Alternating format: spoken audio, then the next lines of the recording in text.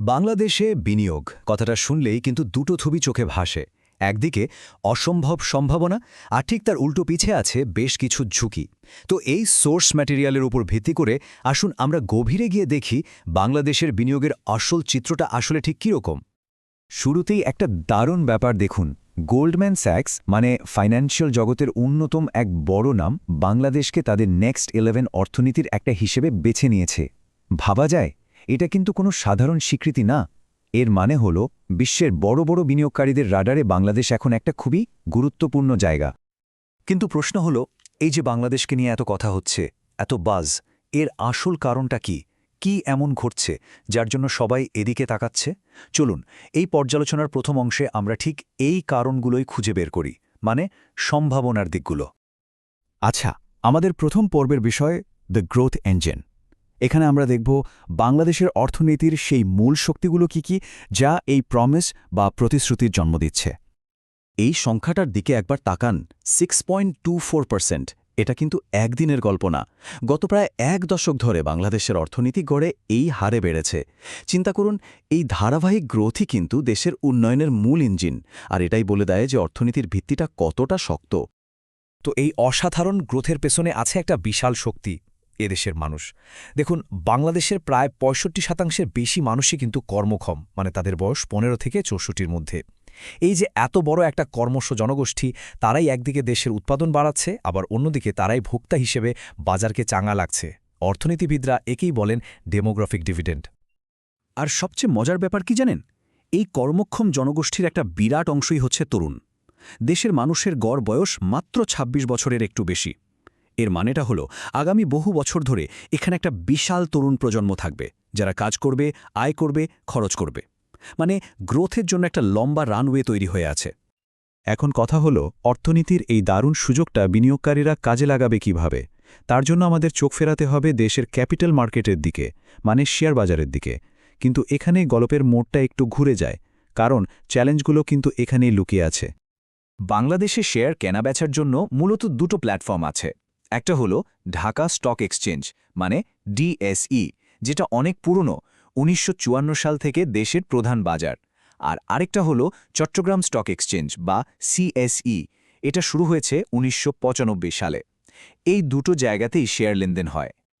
আচ্ছা, এই যে দুটো বাজার, এদেরকে দেখভাল করার জন্য তো একজন রেগুলেটর বা নিয়ন্ত্রক দরকার, তাই না? সেই কাজটাই করে Bangladesh securities and exchange commission, মানে বিএসইসি।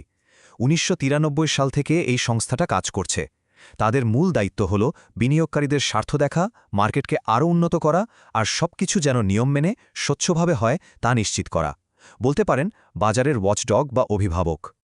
বেশ, এতক্ষণ তো আমরা সম্ভাবনার দারুণ সব কথা শুনলাম। এবার গল্পের আরেকটা দিক দেখার সময় হয়েছে, মুদ্রার অপর পিঠ। আমাদের দ্বিতীয় পর্ব, ক্র্যাকস ইন দ্য ফাউন্ডেশন, বা বলতে পারেন ভিতের ফাটল। এখানে আমরা সেই সব ঝুঁকি নিয়ে কথা বলবো যা এই প্রমিসের পাশে পেরিল বা বিপদ হয়ে দাঁড়িয়ে আছে। একদিকে দেখুন, সোর্স ডকুমেন্টে কিন্তু বেশ আশার কথাই বলা হচ্ছে। যেমন এই কোডটা, যেখানে বলা হচ্ছে যে দেশের শক্তিশালী অর্থনৈতিক গ্রোথ আগামী দিনে আরও বিদেশি বিনিয়োগ টেনে আনবে। এটা তো গেল আশার কথা, কিন্তু বাস্তব চিত্রটা কি আসলেই এত সুন্দর? একদমই না।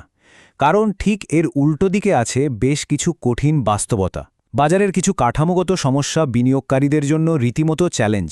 যেমন ধরুন, মার্কেট যখন তখন ভীষণভাবে ওঠানামা করে। শেয়ারের দাম নিয়ে কারসাজির অভিযোগ তো পুরনো আছে। ইনসাইডার ট্রেডিংয়ের মতো সমস্যা, মানে ভেতরের খবর ব্যবহার করে লাভ করা। তার সাথে যোগ হয় নানা রকম গুজব। আর এই সব কিছুর ফলে যে জিনিসটা সবচেয়ে বেশি ক্ষতিগ্রস্ত হয় তা হল বিনিয়োগকারীদের আস্থা। তার মানে মূল সমস্যাটা কোথায় দাঁড়াচ্ছে? সমস্যাটা হলো বাজারটা অনেক সময়ই কোম্পানির ভালো মন্দ, মানে ফান্ডামেন্টালস দেখে চলে না, বরং চলে বিভিন্ন অনুমান আর সিন্ডিকেটের ইশারায়। আর যখন একটা বাজারের স্বচ্ছতার এত অভাব থাকে, তখন বিনিয়োগকারীরা ভরসা পাবে কোত্থেকে? আস্থা ধরে রাখাটা তখন খুবই কঠিন হয়ে যায়। তাহলে এখন প্রশ্ন হলো, এই যে একদিকে দারুণ সম্ভাবনা আর অন্যদিকে এত বড় ঝুঁকি, এর মধ্যে ভারসাম্য রক্ষা করা যাবে কিভাবে? একজন বিনিয়োগকারী কি করবে? চলুন আমাদের শেষ পর্বে আমরা এই জটিল বাজারের সাবধানে পথ চলার একটা কৌশল নিয়ে আলোচনা করি। আমাদের তৃতীয় পর্ব, নাভিগেটিং দ্য মার্কেট। দেখুন, যারা অভিজ্ঞ বিনিয়োগকারী তারা কিন্তু এই ধরনের পরিস্থিতিতে হুট করে কোনো সিদ্ধান্ত নেন না। তারা একটা নির্দিষ্ট ফ্রেমওয়ার্ক বা কাঠামো মেনে চলেন। যেমন প্রথমে তারা দেশের বড় অর্থনৈতিক চিত্রটা মানে ম্যাক্রো ট্রেন্ডটা ভালো করে বোঝেন। এরপর দেখেন দেশের জনসংখ্যাতাত্ত্বিক অবস্থাটা কি। তৃতীয়ত যে কোম্পানিতে বিনিয়োগ করবেন তার গভর্নেন্স মানে পরিচালন ব্যবস্থা কতটা স্বচ্ছ সেটা খুঁটিয়ে দেখেন। আর সবশেষে ওই কোম্পানির ব্যবসাটা আসলে কি, কিভাবে লাভ করে সেটা গভীরভাবে বোঝার চেষ্টা করেন। এই 4টে ধাপ ঠিকমতো পার করতে পারলেই কিন্তু সঠিক পথে এগোনো যায়। তাহলে পুরো আলোচনাটা শেষে আমরা কোথায় এসে দাঁড়ালাম? একদিকে বাংলাদেশের অসাধারণ এক গ্রোথ স্টোরি, আর অন্যদিকে এর বাজারের কিছু কাঠামোগত দুর্বলতা। আর এই দুটো দিকই আমাদের একটা খুব গুরুত্বপূর্ণ প্রশ্নের মুখোমুখি করে দেয়। প্রশ্নটা হলো, উদীয়মান বাজারগুলোর ক্ষেত্রে শুধু একটা শক্তিশালী গ্রোথের গল্প থাকায় কি সেখানকার মৌলিক ঝুঁকিগুলোকে ছাপিয়ে যাওয়ার জন্য যথেষ্ট? এই প্রশ্নটা নিয়ে ভাবার জন্যেই হয়তো আজকের এই আলোচনা।